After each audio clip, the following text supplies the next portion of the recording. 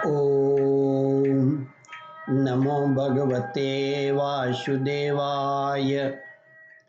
श्रद्धालु भक्तों, श्रीमद् भागवत महापुराण के नवम स्कंद के 10वां अध्याय के अंतर्गत भगवान श्री राम की लीलाओं का वर्णन, इसका प्रस्तुतिकरण करूंगा। इसके पूर्व जहाँ तक आप कथा श्रवण कर चुके हैं, उसके आगे का प्रस्तुतिकरण करता हूँ। श्री सुखदेव जी कहते हैं, परीक्षित, ब्रह्मा और शंकर जिनके चरणों की वंदना करते हैं, वे भगवान श्री राम मनुष्य की शीलीला करते हुए बंदरों की सेना के साथ समुद्र तट पर पहुंचे। वहां उपवास और प्रार्थना से जब समुद्र पर कोई प्रभाव न पड़ा, भगवान ने क्रोध की लीला करते हुए अपनी उग्र एवं टेढ़ी नजर समुद्र पर डाली। उसी समय समुद्र के बड़े बड़े मगर और कच्छ खलबला उठे। डर जाने के कारण समुद्र की सारी गर्जना शांत हो गई। तब समुद्र शरीरधारी बनकर और सिर पर बहुत सी भेंटें लेकर भगवान के चरण कमलों की शरण में आया और इस प्रकार कहने लगा, अनंत, हम मूर्ख हैं, इसलिए आपके वास्तविक स्वरूप को नहीं जानते। जाने भी कैसे? आप समस्त जगत के एकमात्र स्वामी, आदि कारण एवं जगत के समस्त परिवर्तनों में एक रस रहने वाले हैं। आप समस्त गुणों के स्वामी हैं।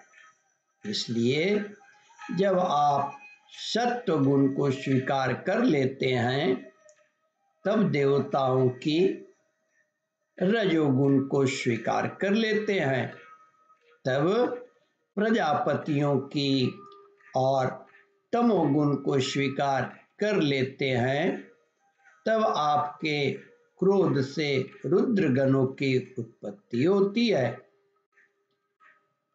वीर शिरोमणि, आप अपनी इच्छा के अनुसार मुझे पार कर जाइए और त्रिलोकी को रुलाने वाले रावण को मारकर अपनी पत्नी को फिर से प्राप्त कीजिए।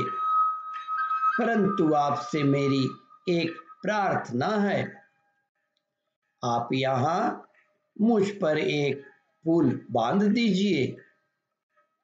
इससे आपके यश का विस्तार होगा और आगे चलकर जब बड़े बड़े नरपति दिग्विजय करते हुए यहाँ आएंगे, तब वे आपके यश का गान करेंगे। भगवान श्री राम ने अनेकानेक पर्वतों के शिखरों से समुद्र पर पुल बांधा।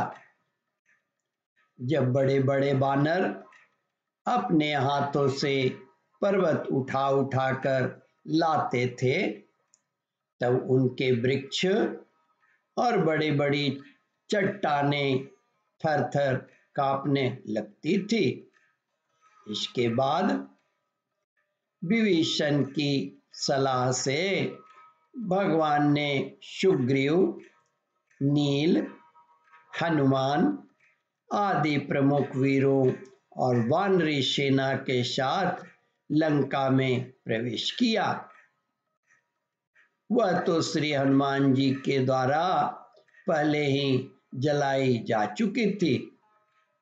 उस समय वानर राज की सेना ने लंका के सैर करने और खेलने के स्थान, अन्न के गोदाम, खजाने, दरवाजे, फाटक, सभा भवन, छज्जे और पक्षियों के रहने के स्थान तक को घेर लिया। उन्होंने वहां की वेदी, ध्वजाएं, सोने के कलश और चौराहे तोड़-फोड़ डाले। उस समय लंका ऐसी मालूम पड़ रही थी जैसे झुंड के झुंड हथिनियों ने किसी नदी को मथ डाला हो। ओम परमात्मने नमः। श्रद्धालु भक्तों, इस कथा को ध्यानपूर्वक श्रवण, मनन और इसका चिंतन करें। इस कथामृत का रसास्वादन अपने बंधु बांधवों को भी करावे। इस वीडियो को शेयर और सब्सक्राइब करें। ओम परमात्मने नमः।